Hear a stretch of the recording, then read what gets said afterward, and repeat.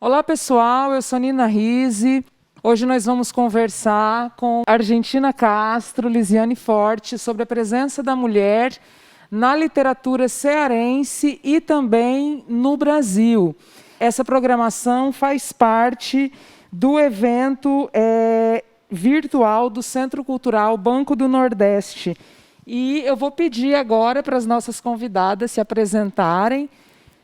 Argentina, tudo bem com você?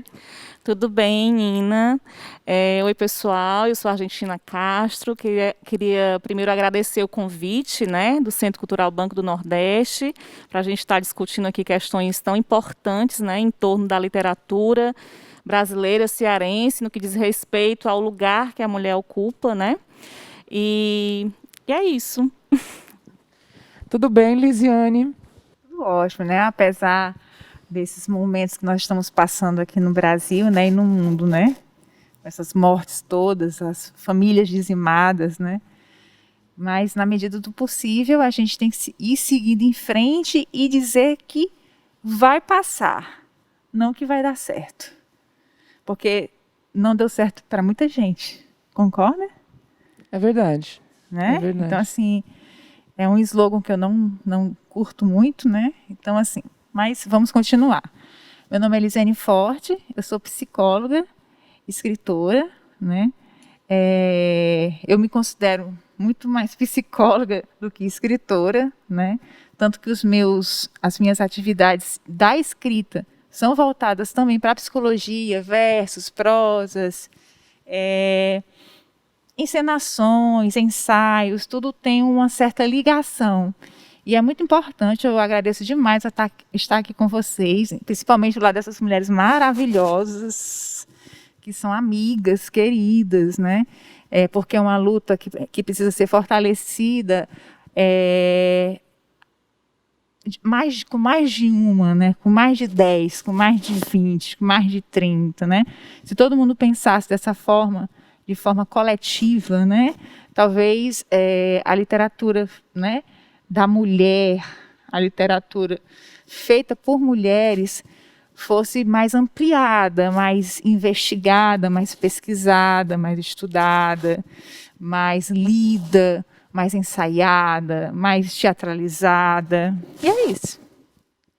Você toca nos pontos interessantes, né? Um deles que é esse aspecto coletivo da escrita feita por mulheres, né?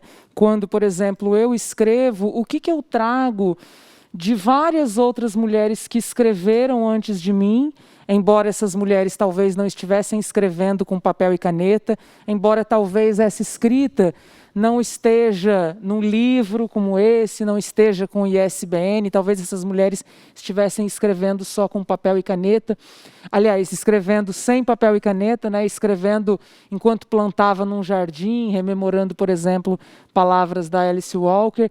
A Argentina Castro, por exemplo, faz um trabalho com adolescentes, com crianças, não só com mulheres, né? Lá na Papoco de Ideias, que é uma biblioteca comunitária. Esse trabalho, embora não seja diretamente ligado à escrita criativa, né, e nem só com mulheres, ele evoca um pouco dessa fala, né, da Lisiane Forte. Conta um pouco para a gente, Argentina Castro, por gentileza, como que esse trabalho impacta a vida das crianças e se relaciona com a alfabetização, com a escrita, como que a leitura potencialmente nos torna escritores e como que o trabalho com essas crianças impacta as mães delas, que às vezes nem estão na biblioteca, mas que acabam sendo também, tendo as suas vidas impactadas. Então, Nina, a Papoco de Ideias é uma biblioteca comunitária que fica na periferia de Fortaleza. Ela existe desde o ano de 2016, fica na minha casa, na casa que eu nasci e me criei, na favela do Papoco. Então, eu sou uma escritora periférica da favela de Fortaleza, da qual me orgulho muito, né? E a Papoco nasce dessa ausência, né, de uma lacuna, de um buraco aí que o Estado deixa nas periferias, onde ele não coloca, não cria, não pensa nenhum equipamento cultural capaz, né, de favorecer os direitos culturais das pessoas. E eu, como criança que fui um dia, moradora desse lugar, né, tive minha infância, minha adolescência, minha juventude muito prejudicada por essas ausências, por não ter um lugar para ir, né, para criar, para dar conta, né, da minha sensibilidade. E quando eu chego na fase adulta, já depois de perder muitos amigos de infância, né, depois de ver muitas amigas tendo que ir para a Europa, por exemplo, né, para vivenciar relacionamentos aí amorosos, né, muitas vezes abusivos, para escapar dessa realidade tão difícil de pobreza, eu pensei em criar uma biblioteca comunitária. Atendemos lá 60 crianças, onde elas têm direitos, não só o direito cultural, né, não só acessam o livro, a leitura e a literatura, mas ao direito à cidade, porque nós também viabilizamos, né, essa experiência, essa vivência delas nos equipamentos culturais da cidade. E elas vão se construindo, né, se percebendo, se pensando como sujeitos de direitos, a partir desses direitos que elas estão reconhecendo, acessando na biblioteca comunitária e levando conhecimento também para dentro de casa, né? Já visto que a gente faz formações, né, em diversas linguagens artísticas, em teatro, dança, música, né? Não só nas oficinas de escrita poética, escrita afetiva, escrita criativa, mas a gente também tem se preocupado com as outras linguagens artísticas. Paralelo ao meu trabalho na Papoco, que é um projeto de vida, é um projeto familiar, é um projeto comunitário, eu desenvolvo, né, profissionalmente um trabalho numa comunidade, né, num território outro periférico de Fortaleza, que é o Grande Bom Jardim, que é um território de uma das maiores vulnerabilidades da cidade, um dos menores IDHs da cidade, e lá eu estou tendo a oportunidade também, né, de conhecer outras crianças, outros adolescentes e outras mulheres. Eu estou tendo a alegria de conhecer lá uma mulher negra, com 50 e alguns anos, com 4 filhos já adultos, né? E ela tem se descoberto enquanto escritora. E eu fico muito feliz, porque quando vejo ela escrevendo, quando ela me traz os textos dela, né? Me lembra muito Carolina Maria de Jesus, e eu fico muito emocionada assim, de ter encontrado essa mulher e de estar construindo com ela um livro. Daqui a pouco surge o livro da Rejane, e ela está muito feliz, muito encantada, né, com essa possibilidade, e eu acho que o meu papel nesses lugares é muito de estar descobrindo, né, esses talentos, essas habilidades artísticas, de estar favorecendo, já que de alguma forma eu conheci o caminho, né, o caminho das pedras, que foi um caminho longo. Eu escrevo desde a minha adolescência, mas só agora na fase adulta, né, já com 40 anos, 30 e poucos anos, é que eu me vejo como escritora, é que eu me coloco no mundo como escritora, né? Coloco meus textos no mundo, dou a cara a tapa nesse sentido. E é muito bacana poder fazer essa parceria com a Rejane, né? Dizendo, olha, você também é uma escritora, você também escreve poesia, você escreve muito bem. E a partir desse primeiro poema que ela me trouxe, ela está escrevendo a história da vida dela, está trazendo as memórias da infância dela, né? E vem toda uma história de ausências, de lacunas, de falta de respeito, né? Com ela, com a família dela e com os ancestrais dela. Então, na minha escrita, eu também trago, né? Assim como a Rejane está lá falando da avó e está lá falando da mãe dela, eu também trago as minhas ancestrais, né? Eu também trago as minhas avós que são indígenas, trago a minha avó que é sertaneja, né? E as vivências da minha mãe. Que lindo. Muito inspirador o seu trabalho, muito inspirador o trabalho de várias outras bibliotecas comunitárias aqui na cidade de Fortaleza, né? E em outras que a gente espera conhecer, em outros lugares, em Sousa, no Cariri, do Ceará. É muito bonito, continue. E é muito bonito também perceber como que a escrita feita por mulheres, como que nós vamos nos descobrindo, né? Audre Lorde diz que a poesia não é um luxo. E quando ela diz isso, eu sinto muito que a poesia ela não é um luxo no sentido de que quando uma mulher escreve, ela usa, né? A poesia está nos usando também para nos descobrirmos. A gente vai criando nossas identidades a partir da poesia, vamos descobrindo que não estamos sós, vamos criando nossas teias, né? Foi através da poesia, afinal, que nós três, por exemplo, nos conhecemos, né? Assim. E vamos construindo essas coletividades. E muito do que eu não sei, por exemplo, quem são os meus avós, eu não sei de que país eu vim, os meus ancestrais vieram, eu não sei nada da minha história, e é muito triste para mim não poder dizer quem eu sou, qual é a minha origem, mas quanto mais eu escrevo, eu sinto que mais eu me sei, e essa história ela é compartilhada pela Rejane, por você, e isso acontece muito também nos laboratórios de escrita criativa, né, que a gente tem feito com as mulheres, e é muito emocionante cada vez mais e mais oficinas de escrita acontecerem, né? Você também faz oficinas de escrita criativa, só que sobre uma outra perspectiva, né, Lisiane? Você é psicóloga e aí você faz oficinas com mulheres, mas são afetivas. Como funciona? Funciona de uma outra forma, né? Eu não trabalho com escrita criativa, escrita afetiva. Eu trabalho com isso quando eu estou sendo escritora, quando eu sou mulher escritora, né? Eu trabalho com escrita terapêutica, né? Que ela é usada para a gente expor as nossas agruras, os nossos medos, o que está acontecendo conosco, né? Toda cliente minha, por exemplo, na clínica, ela ganha um caderninho e tem lá escrita terapêutica aí ela bota o nome dela e todos os dias elas escrevem. Mas elas não têm, eu não digo, você tem que escrever todo dia, né? Naquela coisa impositiva, assim. Aqui você vai escrever, por exemplo, eu estou passando aqui na rua e vejo uma frase na bolé de um caminhão. E aquilo me impactou. Por algum motivo, aquilo me fez prestar atenção. Ela vai lá e escreve no caderninho. Normalmente eu peço para escrever no melhor horário dela, que a gente não sabe o melhor horário das pessoas. Às vezes é de manhã, às vezes é de noite. Então, eu dou uma sugestão que seja no final do dia. Mas cada um tem o seu horário, né?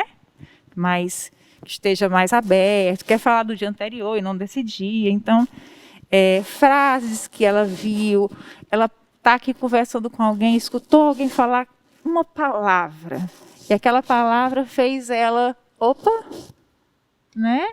Então, elas escrevem todos os dias. Eu não tenho uma cliente que não ganhe um caderno terapêutico. E é um caderno terapêutico só para isso. Então, ela se organiza mentalmente, né? Para poder colocar no papel escrito.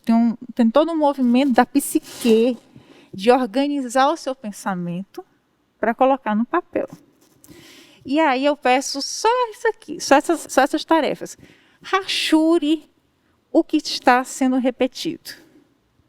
Um sinônimo, às vezes tem uma palavra que é um sinônimo, né? Está aparecendo muito culpa. Aí depois tem um outro sinônimo, arrependimento, sei lá, né? Rachure, aí leia e releia. E na outra sessão você traz, né? Só para a gente dar uma atualizada. Às vezes, como eu trabalho com a gestalterapia, que é uma abordagem humanista, né, existencial, fenomenológica, não é psicanálise, nós trabalhamos muito o fenômeno, o que está acontecendo no momento. Então, tem dias que ela não vai falar do caderno, e está tudo bem. Mas tem dias que ela está com o caderno lá, e aí lembrou e vai usar o caderno, entendeu? Então, é mais uma ferramenta de expressão. Às vezes não está escrito ali naquele caderno. Às vezes a gente faz uma teatralização. Ela quer dizer coisas. Aí traz um poema e fala durante o processo terapêutico. Então, eu utilizo muito a escrita para esse conhecer-se, né? E isso vem dando muito certo. Que bom. No início, você também iniciou a sua fala falando sobre a pandemia, né? A gente sabe, né, que historicamente as mulheres, a gente, por exemplo, vai numa livraria, vai numa biblioteca, nós encontramos muito mais livros escritos por homens do que por mulheres. Na sua casa você possivelmente tem uma biblioteca, né, mesmo que pequena. Você na sua, talvez se a gente olhar as nossas próprias bibliotecas, eu mesma, na verdade, comecei a me questionar a minha própria leitura dessa maneira. Um dia eu fui limpar a minha estante, eu sempre me preocupei, sempre gostei muito de ler mais autoras mulheres do que autores homens. E um dia eu fui limpar a minha biblioteca e me toquei que tinha muito mais livros escritos por homens do que livros escritos por mulheres. E aí eu fiquei me perguntando por que isso. E aí eu fiquei meio... todo lugar que eu ia, eu comecei a prestar atenção percentualmente nisso, né? Em quantos livros havia escrito por homens e quantos por mulheres. E depois por mulheres negras e por mulheres brancas e percentualmente em relação aos homens. Você foi fazendo um recorte, recorte, até né? mulheres indígenas, aí então que não encontra mesmo, né? Isso, obviamente, né, não significa que os homens, historicamente, escreveram mais do que as mulheres. Que as mulheres estavam escrevendo menos porque estavam trabalhando mais, porque estavam cuidando mais das crianças. As mulheres estavam escrevendo, talvez até mais, né? E como eu disse antes, talvez sem caneta, mas estavam escrevendo dentro da cabeça, estavam escrevendo enquanto tinham as carnes lanhadas, enquanto eram escravizadas, enquanto eram laçadas, mas escrevendo estavam. De uma maneira enquanto ou de outra. dançavam Estavam escrevendo e engavetando porque eram proibidas de publicar ou porque as editoras não aceitavam. Enfim, escrevendo estavam, não estavam era publicando, não estavam era chegando, infelizmente, até a casa das pessoas, até as livrarias, até nós, né? As pessoas é que não estavam ouvindo as mulheres, sobretudo mulheres negras, mulheres periféricas, mulheres indígenas. Aí você falou da pandemia, né? Vocês observam, né, uma pergunta para vocês duas, vocês observam que nesse período da pandemia, essa diferença de gênero entre homens e mulheres nas redes sociais, por exemplo, porque agora nós temos essa nova vitrine, né, que é o Instagram, os blogs antes, né, mas assim, muito o Instagram, Facebook e outras mídias sociais, em que as próprias pessoas ainda bem podem se mostrar, né? A gente não tem tanto essa mediação, né? E revistas literárias online. Vocês percebem que esse abismo, né, de gênero, ele se intensificou durante a pandemia ou ele se dissipou um pouco? Vocês acham que as mulheres escreveram mais? E vocês mesmas participaram de algum projeto durante a pandemia, coletivo de mulheres? E também, se puderem deixar alguma dica de alguma revista literária que a gente possa conhecer? A história, ela nos apaga, né? A gente sabe que, historicamente, nós mulheres somos muito apagadas, excluídas, né?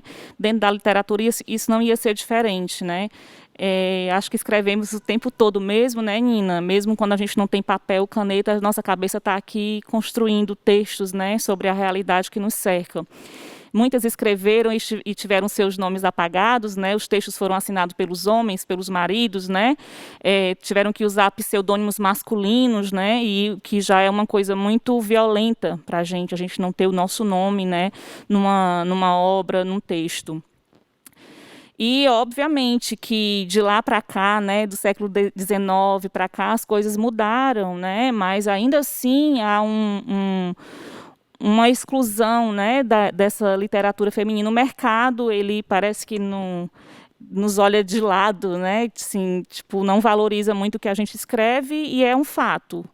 Há mais homens nos livros, né, escrevendo, e eu estava lendo um texto, agora não vou recordar de quem, é uma monografia do curso de comunicação da UFRJ. E ela vai trazendo esses levantamentos, esses dados, esses números, a pesquisadora, não lembro agora o nome dela, peço desculpa, inclusive. Mas que, inclusive... Regine de Castanhe, Ela cita essa, Pronto, né? Que é essa que da ela é uma- UNB, né? Isso, que é uma grande pesquisadora. Ela pesquisa, inclusive, os personagens também, né? Ela vai Isso. ainda mais longe. Que a maioria dos personagens são São homens, masculinos, ricos, brancos, heterossexuais.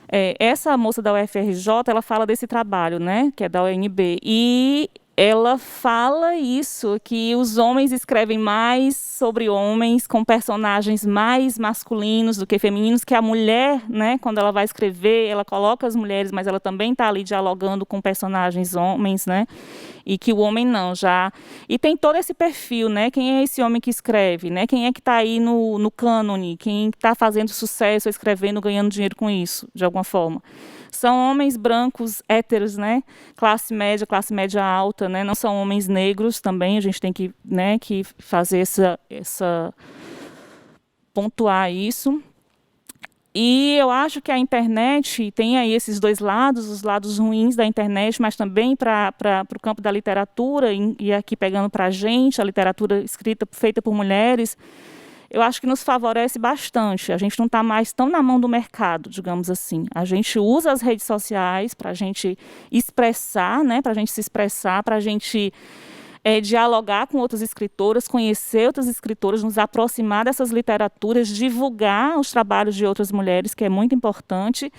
E estamos construindo, né, a nossa literatura, não estamos deixando de escrever e não estamos mais engavetando os nossos textos. Isso é uma coisa muito, muito importante, né? A gente está perdendo esse medo, porque não tem por que ter medo, né, desse universo literário. Eu participei na pandemia, comecei a participar de uma coletiva, né, de mulheres chamada Elas Poemas, e tem mulheres de todas as idades, tem menina de 14 anos, né, que escreve poesia, que é do interior. Então a gente tem mulheres da cidade, mulheres do interior, mulheres jovens, mulheres de mais idade. Então é um coletivo assim muito muito lindo, assim, com diferentes vivências e diferentes experiências. Coletiva. Coletiva. Coletiva mesmo. É isso. Eu acho a internet um ambiente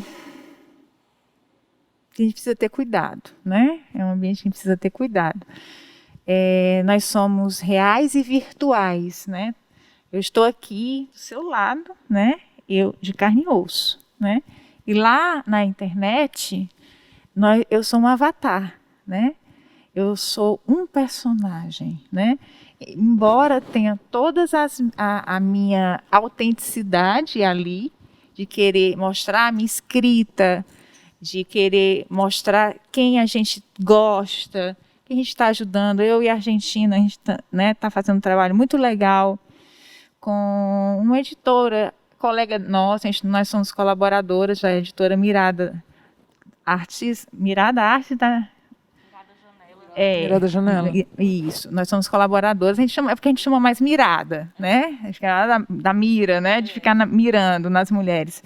E aí a gente olha assim, nossa, esse texto fica tão legal se parecesse no site do Mirada, né, Argentina? Tão legal.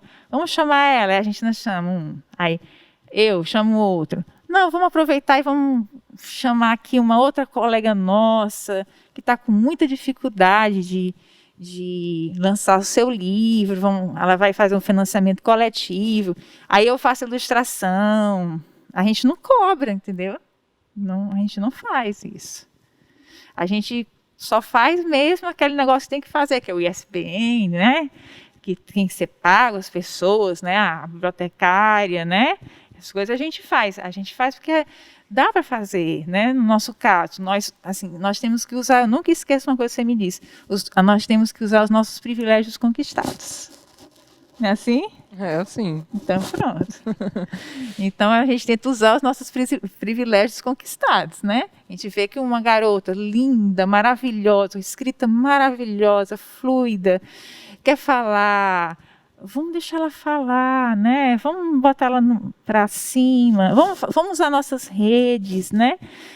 Vamos colocar ela junto com a gente. Saber que ela anda conosco. Isso sim, da internet, eu acho isso muito importante.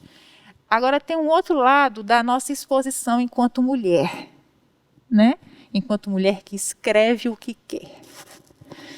Aí vem os homens, achando que você está disponível porque você escreveu sobre algo que parece sexual. E às vezes é só libido. Na verdade, o sexo, né, é libido, né? Você tomar uma taça de vinho, né, sentada ali, é libido, né? Você fazer sexo é libido. Então, você desenhar é libido.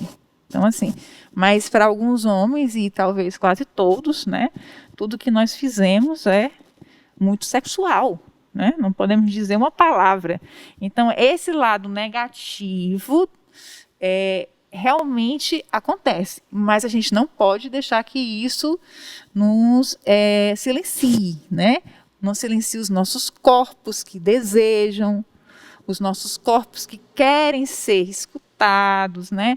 As nossas emoções que a gente quer colocar para fora, né? Eu vejo em cada escrita, porque como eu trabalho com escrita terapêutica, eu vejo em cada escrita ali a dificuldade que a pessoa tem com a mãe, sabe? A dificuldade que a pessoa tem com um lugar de onde ela nasceu, a dificuldade que ela tem com o emprego que ela está e ela não está gostando. E isso eu fico assim, nossa, eu viajo, assim, entendeu? Então, isso é importante porque esse tipo de escrita, né, pode ajudar e salvar muita gente. A Lisiane já lançou 2 livros, né, Lisiane, que foi o Zonas Abissais, e antes do Zonas Abissais teve o Liames, né, que são livros que eu super recomendo. Caso as pessoas queiram ler esses livros, como que a gente faz, Lisiane, para conseguir os seus livros? Eles estão disponíveis para a gente ler na internet? Como é? Zonas Abissais, ele está gratuito na internet. Você tem um site? Como é que a gente acha? Eu tenho um site, entra lisianeforte.com. Lisiane com S. Com S. É som de Z, mas é S. lisianeforte.com. Você entra lá e você baixa o livro. Pronto. Você baixa o livro até em PDF, ou lê lá mesmo, né? Liames não, né? Liames tem que comprar ainda. Mas lá no site também é possível. É possível. Só que Liames tem uma coisa especialíssima. Ele é um audiolivro. Eu fiz um audiolivro dele. Ah, que legal, não sabia. De forma bem amadora, né? Mas assim, ela foi falada, aí eu botava uns sons atrás.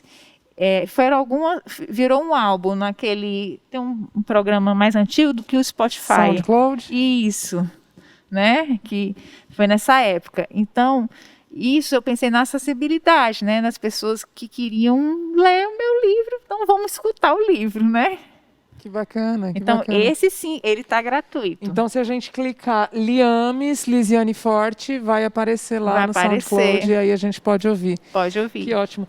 E a Argentina Castro participa de diversas antologias, né? Inclusive algumas compartilhadas comigo. Conta pra gente um pouco dessas antologias e, por favor, me dê uma boa notícia. Diga que vai ser em 2021 que a gente vai ter o seu livro solo. Pretendo. Desejo que saia esse livro. Cadê as bolas, os balões caindo aqui em cima da gente agora? Que isso é um momento de festa, Brasil. A Nina linda. Então, esse livro tô juntando o que eu tenho, né? E assim, eu sempre fico olhando com desconfiança as coisas que eu escrevo. Eu acho que eu tenho muita coisa para ler ainda e muita coisa para escrever, mas eu acho que 2021 ainda, né, vai surgir alguma coisa, a gente espera. Com certeza. Provavelmente, né, pelo Mirada, provavelmente não vai ser pelo Mirada Janela, que é uma plataforma colaborativa de arte e que se transformou em selo, em editora, e a gente tem gostado bastante de trabalhar com as meninas, a gente tem focado muito nessa literatura que vem das periferias, né, das pessoas que não têm ainda um nome, digamos, artístico muito cheio de visibilidade. Já publicaram a Mirada Vitória Andrade. Vitória Andrade. É uma coletânea, né, uma antologia. O Amor nos Tempos de Longura, que ela organizou. Ilustração da Lisiane. Muito bem. E está vindo agora também o livro da Vitória, né? O Amor... Lembra, Lisiane, o nome do livro dela? Poesia tem a força de um De um útero. útero. A poesia tem a força de um Exatamente. útero. Exatamente. Com a ilustração da Lisiane. E tá vindo também aí o capa, tá? Rafael Silva, que é um escritor lá do Bom Jardim, né? Um jovem escritor que escreve muito bem. E tá vindo um livro dele também por aí. Então, a gente está sempre atenta, né? Sempre que eu conheço alguém assim, novo na minha vida, eu já pergunto, gosta de ler, gosta de escrever? Já estou sempre com essa pergunta assim, muito na ponta da língua. E tenho, a partir dessa pergunta, descoberto muitos talentos, né? Rafael é um, a Rejane, né? Angelina é outra que está vindo por aí em breve. E daqui a pouco também vai vir o meu livro. Mas, por enquanto, eu estou aí em antologias, né, em livros coletivos, com mulheres incríveis, como a Nina, como a Lise, como tantas outras, né? Aí eu trouxe aqui para exemplificar um desses livros incríveis, O Olho de Lilith, que a Nina também faz parte. É a primeira antologia de poemas eróticos de escritora cearense. Um livro que já é sucesso. Só de mulheres e todas cearenses, né? Eu sou cearense desde que nasci, acreditem. Com esse sotaque, ela é cearense mesmo. Sou, sim. Ninguém diga o contrário.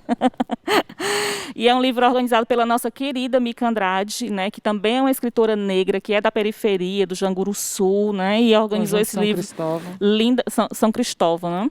E esse livro é lindo e tem feito um sucessinho, né? Ele está sendo já estudado na UFC por alguns professores, por algumas turmas. E temos 10 escritoras nesse livro. 11 escritoras nesse livro. E é incrível esse livro. E a Mica Andrade, esse livro é muito interessante porque ele surgiu a partir de um estudo justamente que se chama Escritora CE, quando a Mica Andrade começou a buscar fazer uma pesquisa, né, sobre escritoras cearenses de todos os tempos. E aí teve a ideia de fazer esse livro. Gente, o nosso tempo está acabando. Isso é tão triste que eu podia ficar aqui falando de escritoras e de vocês e de poesia a tarde inteira. Mas, para concluir, eu quero pedir justamente para vocês, para a gente terminar assim, falando poesia, né? Que eu acho que é o melhor jeito. Para vocês lerem aí um trecho de um poema. A gente pode ler, Argentina, o álbum da Fortaleza Ilustrado, organizado pelo Raimundo Neto, da Fundação Demócrito Rocha. E aí a gente fica conhecendo um pouco, né? Porque ambas têm uma escrita, posso dizer que sou leitora das duas, uma escrita muito diversa. São vozes, assim, as duas escrevem sobre muitas coisas, sobre assuntos muito variados, então a gente vai conhecer só um naco mesmo do que é a literatura escrita por essas duas. A gente até tomou assim, nossa, nós vamos falar sobre um bem tombado e registrado. Qual que você se identifica, né? Aí eu me identifiquei com a Casa do Português, que eu tenho raízes lusitanas. Eu sou da ilha, meus antepassados, né? É da ilha de Açores, em Portugal. Aí eu fui falar sobre como eu via a Casa do Português, a Vila Santo Antônio, que fica ali na Avenida João Pessoa. E, Argentina, você falou sobre o quê? Qual foi o seu bem tombado e registrado? Foi sobre a festa de São Pedro, né? A festa lá dos pescadores do Mucuripe, na beira-mar. Pronto, a gente vai ler as que foram as mais atuais que a gente fez, né? O nome do meu é A Varanda que Não Descansa o Passado. É lindo, ele tem ilustrações. Se eu fosse criança, eu ia querer conhecer todos os bens tombados e registrados se tivesse sido apresentado a mim, né? Quando fosse criança. Então vamos lá. É sobre a Casa do Português. A Varanda que Não Descansa o Passado. A ilustração é do Jabson Rodrigues. Das minhas fortes raízes lusitanas, confronto-me com todos os meus avessos, pelas escadarias de uma casa feita de vidraças quebradas. E como numa das fotografias de Henri Cartier-Bresson, com crianças a brincar ao fundo de suas obras, como no instante preciso, todas as minhas vivências infinitizam-se pelos ladrilhos de uma morada portuguesa, com certeza.